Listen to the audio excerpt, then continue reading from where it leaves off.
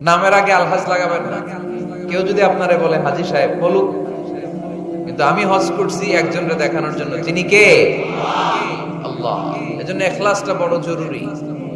লোক দেখানো মনোভাব আমাদের সবকিছুকে ধ্বংস করে দেয়। তো যারা হজ করেছেন কেউ কিন্তু হাত তুলতে পারলেন না যে হুজুর আমি 100% কনফার্ম যে আমার হজটা কবুল হয়েছে।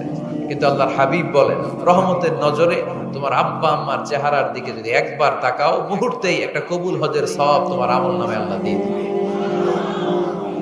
চিল্লায় পড়েন আল্লাহু আকবার। এজন্য আব্বা আম্মা থেকে দোয়া নেওয়ার দরকার আছে না নাই?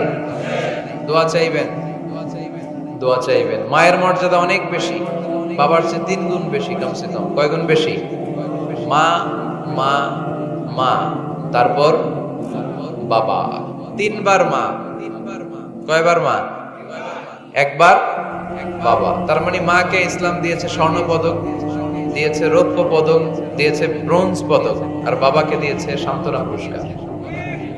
আমরা এটা নিয়ে খুশি, ঠিক কিনা?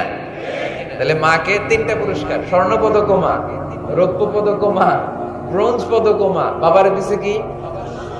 সান্ত্বনা পুরস্কার। এজন্য মায়ের মর্যাদা বেশি। লাউ কাতাআতা জিলদাক, চামড়া কেটে যদি মায়ের পায়ের জুতা বানিয়ে দাও।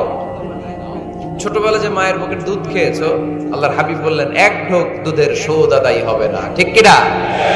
মায়ের এক ধার দুধের দাম, কাটিয়া গায়ের চাম, বাপস বানাইলে ঋণের শোধ হবে না।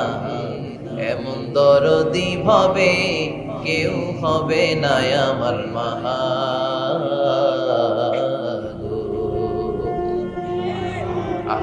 যাদের মা নাই তারা জানে মা না থাকার কি জ্বালা। যাদের বাবা নাই তারা জানে বাবা না থাকার কি জ্বালা। এখন ঘরে ঝগড়া করে, এখন ভাল লাগে না আব্বা আম্মা, এখন আব্বা এই ভুল ধরে, আম্মা এইটা বলে, এখন অনেক অসহ্য লাগে। তো যেদিন চলে যাবে ওই দিন বুঝতে পারবেন মাথার উপর থেকে ছাতাটা নাই হয়ে গেছে, বটবৃক্ষটা চলে গিয়েছে, আর উপদেশ দেওয়ার মতো কেউ নাই, কাছে আগলে রাখার মতো কেউ নাই। এজন্য আব্বা আম্মা থাকতে আমরা যেন আব্বা আম্মার কাছ থেকে দোয়া